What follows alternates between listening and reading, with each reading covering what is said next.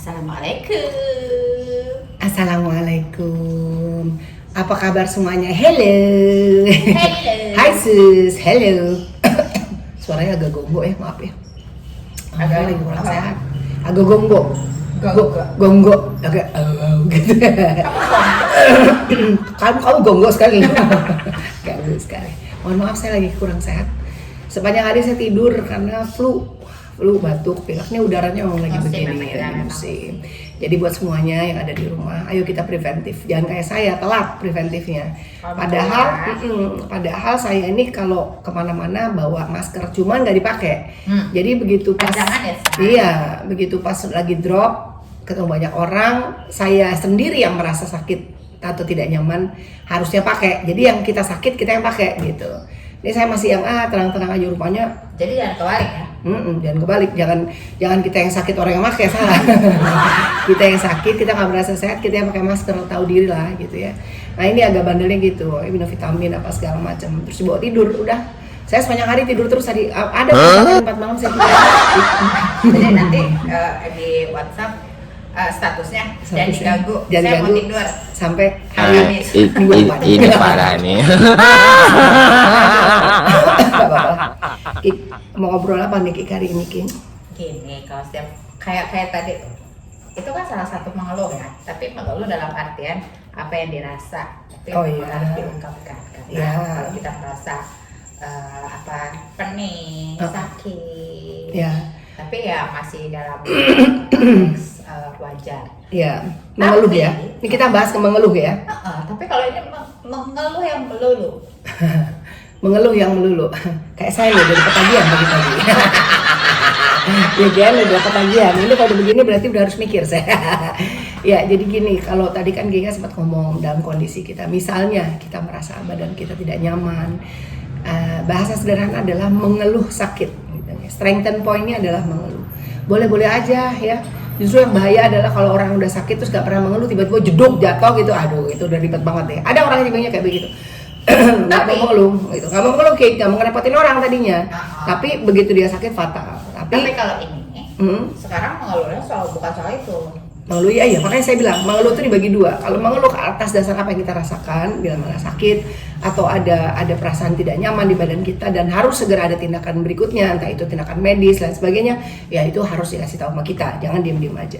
Tapi yang maksudnya Kika tadi adalah mungkin mengeluh yang tidak mendasar. Ya, mengeluh itu kan artinya ada satu proses penjabaran dari figur misalnya. Sering kan kita ketemu juga. Ada. Kita sendiri pernah mengeluh kok. Ya, kita sendiri. Ya, itu kan ekspresi gitu. Ekspresi. Mengeluh adalah ekspresi dari apa yang kita pikirkan, kita rasakan, kita hadapi dan semuanya berkesinambungan satu dengan yang lain gitu. Nah, yang dimaksud adalah mengeluh seperti apa? Mengeluh yang tidak bagus itu adalah mengeluh yang tidak berdasarkan rasa syukur. Nah, itu yang paling penting. Kalau kita berpikirnya selalu negatif atau berpengaruh negatif terus atau vibe-nya juga tidak nyaman dan selalu menganggap bahwa kita tuh selalu salah, kekurangan terus apa segala macam. Karena kita melihat gini, ada potensi setiap orang tuh wah sebentar, saya lagi jemput sama pangeran saya. Oh Mas Rafa baru datang. Mama lagi ini, lagi ngerekam. Orang tua ya. Oke. Jadi mengeluh itu biasanya didasari oleh rasa ketidakpuasan atau rasa ketidaknyamanan atau rasa tidak menerima, tidak acceptance dengan apa yang dia rasakan, sehingga pada akhirnya outputnya menjadi kurang bagus gitu. Atas dasar pikiran negatif itulah kadang-kadang malah membuat hati kita, perasaan kita yang pasti belum tentu benar ya, ataupun kalau benar seharusnya ada solusinya gitu ya. Nah ini bahaya, ini bisa mengganggu kesehatan mental kita. Itu yang pertama, pengaruh negatif. Sebentar anak saya datang, saya mau salaman dulu. Mas Rafa. Dikunci dong pintunya sama Kika. Boleh masuk. Coba nih, boleh. Waalaikumsalam. Mas, dari Amerika? Wah, luar biasa. Ketemu Pak Eko ya tadi ya di Amerika ya? Luar biasa. Oh, berangkat cepet loh. Tadi 1:30 mama ini baru jam 2, 3:30 kamu jalan. Mama jalan, mama bangun. Coba sini. Hai Mas Rafa. Hai anak ganteng. Oh, lah. Ini dari Amerika ya, dari bengkel. Dari bengkel. Ya oke deh, Amerika, Marina, semuanya. Amerika. Oke, lalu kita terusin lagi ya. Kalau tadi bahasanya soal mengeluh, Mama lagi bahas mengeluh nih mas. Mengeluh soal mengeluh.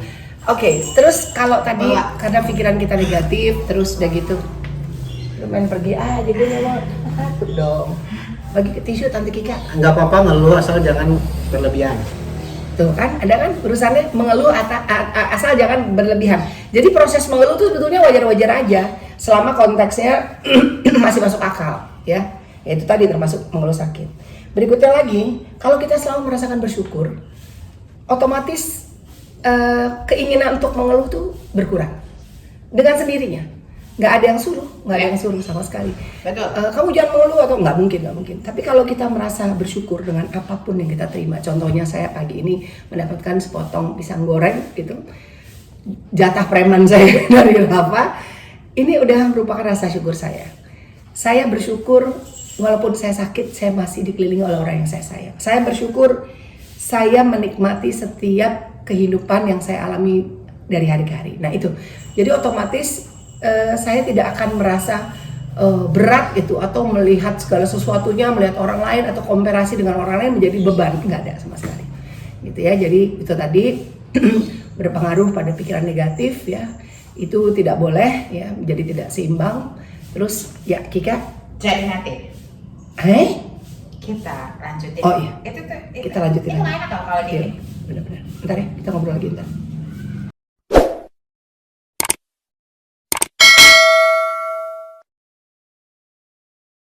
Gimana pisangnya? Enak. Maknyas. Cuman jatah preman cuma satu. Masih banyak tenang. Oke. Ya, kita lanjutin lagi nih Kik, soal mengeluh. Kalau tadi kan Rafa sempat ngomong, mengeluh itu boleh asal jangan berlebihan. Ya itu tadi. Artinya semua mindset, pikiran kita. Kalau kita bersyukur, mengeluh berkurang. Kalau kita menikmati hidup, mengeluh pasti berkurang. Selama kita bisa menyaring dampak-dampak dari luar, ambil yang positif, buang yang negatif, pasti berkurang juga mengeluhnya. Contohnya lagi, kalau kita bisa menata hidup kita lebih baik, pasti mengeluhnya juga berkurang. Ya, termasuk bagaimana manajemen waktu, manajemen keuangan dan sebagainya pasti berkurang. Itu tadi apa poinnya? Bersyukur. Bersyukur. Terus tapi sebenarnya sih mengeluh itu juga bisa muncul karena kita melihat segala sesuatu itu dari sudut pandang yang negatif. Ya, gini Ki. Jadi merubah apa sih Kak? Perspektif, sudut pandang kita. Ya iya, tergantung. Makanya tadi saya bilang kalau kita bisa meredam dampak-dampak negatif dari luar, meredam itu kan artinya menyeleksi. Jadi perspektif kita tidak selalu melulu yang jelek-jelek aja gitu. Wah, itu tadi masalah komparasi, perbandingan. Oh, kok mereka bisa gini, ini. Nggak usah seperti itu. Kita sendiri kadang-kadang melihat, nggak usah lihat langsung dari sesuatu yang kita hadapi saat ini gitu. Tapi yang kemarin-kemarin sebelumnya gitu, kita teringat akan sesuatu, itu bisa menjadi bahan apa dasar kita untuk mengeluh gitu. Coba waktu kemarin, tau gitu kan, aduh kayaknya gini, pokoknya semua banyak, pokoknya aduh, apalagi dan segala macam gitu. Pokoknya gimana sih? Atau gimana sih gitu. Pokoknya perspektifnya itu selalu narrow, terlalu sempit gitu. Nah sekarang kita open wide, more wider, lebih terbuka lagi pikiran kita. Oke. Solusi. Ya, makanya saya bilang segala sesuatunya. Waktu itu saya pernah bahas juga di salah satu episode saya. Don't come to your boss with the problem but the solution. Sama gitu. Jadi kalau hidup kita ini jangan dipenuhi orang sama ngeluh terus. Bersyukur, rubah perspektif pandangnya. Oh mungkin pada saat itu dia sedang tidak kurang sehat sehingga dia tidak bisa hadir pada kesempatan hari ini. Oh mungkin dia pada saat itu harus pergi ke satu tempat. Oh mungkin gini. Jadi segala sesuatu diawali dengan mungkin. Karena akan lebih bijak dengan kalimat mungkin itu tadi gitu. Berarti harus dilatih. Oh iya, dilatih terus gitu. Itu kan kalau kita terus-terusan mengeluh terus kayak gitu, kita sendiri juga tidak tahu duduk permasalahannya, ya tidak mencari jalan keluarnya. Masalah yang timbul itu adalah karena kita. Masalah timbul karena kita sendiri gitu. Kita yang membentuk masalah itu ada. Masalah itu akan menjadi ringan atau tidak ringan, it depends on dari diri kita. Depend on us, dari kita sendiri lah. Kalau misalnya lingkungan negatif, ya kalau negatif makanya kita bilang segala macam. Lah kan kita udah gede, ya kan kita udah tua, kita udah tahu harus bagaimana. Kalau dulu anak kecil masih, tua dan tahu. Wah kagak tahu saya mah. Kan pengalaman Ki, ya kan? Jadi ya udah kita saring aja. Lingkungan negatif udah saya kasih tahu, udah segala macam. Ada masalah, jangan bring masalah terus menerus tanpa ada solusi. Ubah perspektifnya gitu, ya. Obrolkan, diskusi dengan siapa orang-orang kita percaya. Tapi jangan cerita pada orang yang tidak memberikan solusi. Nah, ini lagi. Oh iya. Ada dua hal. Ada dua hal. Jadi yang pertama adalah satu adalah orang yang tipenya begitu kita berkeluh kesah pada teman atau sahabat yang kita anggap teman atau sahabat, atau ada pihak lain yang kita percaya, yang konon kita percaya, dan pada akhirnya jawabnya cuma oh iya, oh kasihan, oh oke, oh iya, sorry deh gua nggak bisa bantu Ben, misalnya gitu, atau oh nih manggut ya kan nggak ada respon cuma ya jangan, atau ember tipenya, oh iya ntar dia cerita lagi pada yang lain, begitu ya terus menerus gitu ada, atau ya sudah duduk manis mendapatkan satu teman bicara yang nyaman, dia memberikan solusi. Nah itu bagus, namanya problem solver yang baik. Kayak kita gitu. Kurang-kurangin ya ya jadi ubah perspektif lah, jangan sampai apa lagi. Selain itu juga bisa mengurangi stres.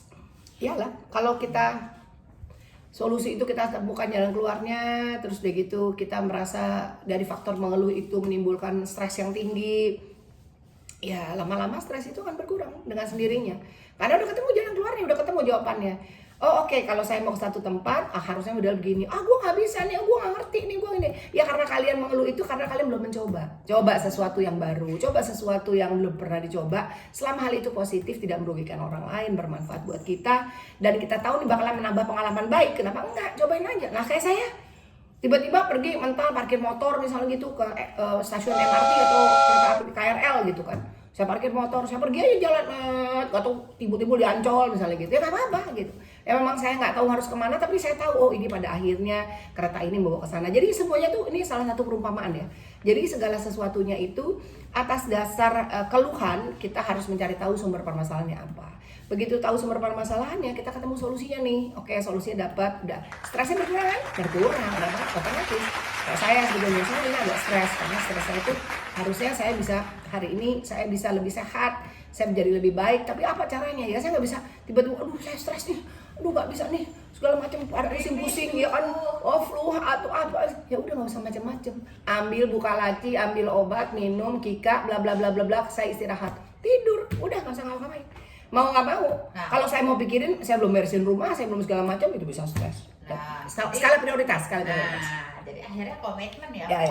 Komitmen untuk merubah. Oh iya dong. Ya, untuk sekarang mengatasi segala hal, jadi nggak panic.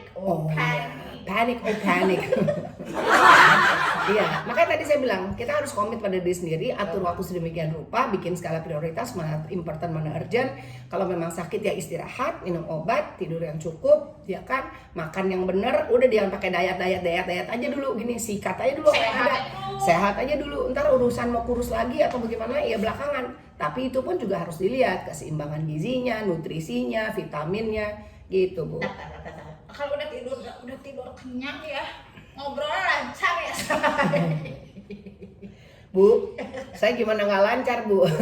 Kan tidurnya aman nyaman. Udah gitu bangun tidur aku terus makan ya? Iya bangun tidur aku terus makan, habis itu minum kopi kebahagiaan. Ya, tapi lebih lancar lagi ngeliat tagihan Bu. Ini banyak banget nih gitu kan. Jadi kan besok somtam. Hah? Somtam. Makan somtam? Wah, enak banget. Somtam itu kan makanan dari Thailand ya? Oke, pantang kelonsing, tangtung, tangteng, nggak ngerti saya bahasanya. Oke, ya udah kalau gitu. Jadi saya mau ambil satu statement aja bahwa stop mengeluh. Ya, udah kita stop mengeluh. Bersyukur. Jangan lupa prioritas pertama adalah bersyukur. Kedua, dengan mengeluh kita alihkan segala sesuatunya menjadi lebih positif, cari kegiatan yang bagus, yang berguna, bermanfaat, dan yang pastinya mengeluh itu kita jadikan juga alat sebagai pemicu atau trigger kita untuk menjadi lebih baik. Ya, rangkul semua keluarga terdekat, bikin skala prioritas dalam hidup ini, mana yang bagus, mana yang nggak bagus. Yang nggak bagus, lempar, masukin tempat sampah, buang. Irama is so real because this is real. Jangan lupa subscribe, like, comment, and share. Terima kasih. Assalamualaikum warahmatullahi wabarakatuh. Jatah pisang goreng dong. Hah? Pisang goreng. Nggak ada.